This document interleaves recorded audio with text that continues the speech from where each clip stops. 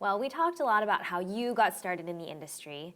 So do you have any advice for any young up-and-coming audio engineers? That's a very good question, Lauren. And I'm going to start out answering that question by, I think that they should learn how to make sure that they present themselves properly so that the person who's hiring them as whatever they might be starting out as knows that they show up on time, Right. that they're well groomed, Yes. and that if they just worked on their car the night before, clean their hands up. Your hands are on the console. People don't think about that. And if they come in there with some, dirty, grungy hands, and then the client looks at them like, "You're handling my music, you're mixing my song, you're handling my tape." No, that's not going to work. So a lot of times I start out with that question being very simple. Think in terms of, if you're the other person that's looking at this new person, you can tell when someone's enthusiastic and they want to learn. And it's kind of frustrating when they think they know it all before they've even gotten to step 2, you know?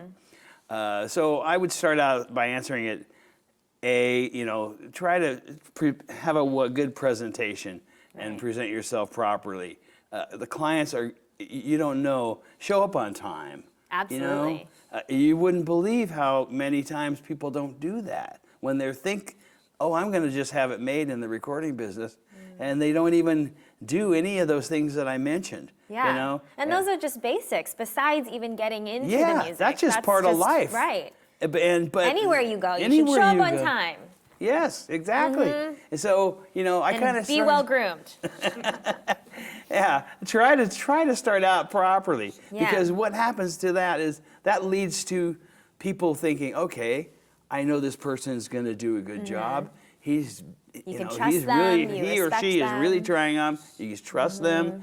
Mm-hmm. They're on time. They're doing it, and they're not. And listen, this is very important. They're listening to my music. They're not already having a preformed opinion. So you were mentioning how important it is to not come in with preconceived notions about music. Yes, that's a big issue with me. That's something I feel real strongly about. In short, I think there's too many engineers out there that want to put their thumbprint on the music before they've even listened to the music.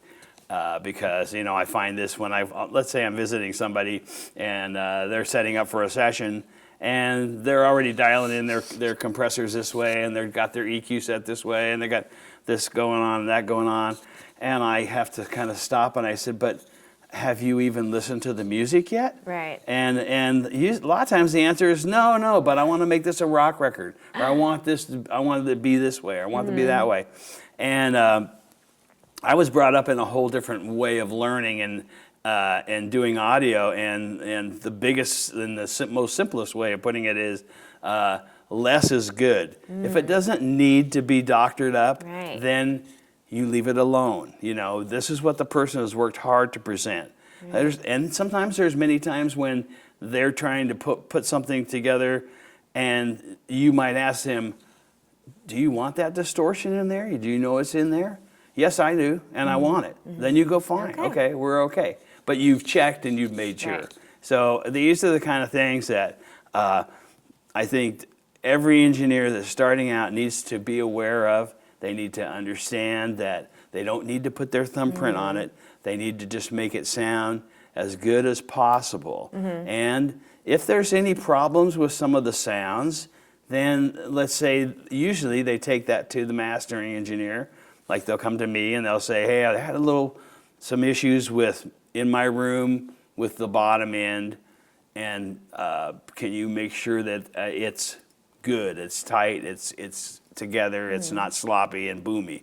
And mastering engineers love that, because then they know they can kind of, it's not intentional. They are hearing a little too much, and so they'll take care of it. The harder part is when they've overdone it, thinking they're in an untuned room and they've overdone it, and then you're trying to remove a lot of treble or high end or mid range, And when you do that, then you start affecting other areas of the songs. And so, yeah, it's better to have a little too much low end and be able to notch that out than it is to carve out a bunch of other things to make it just sound normal.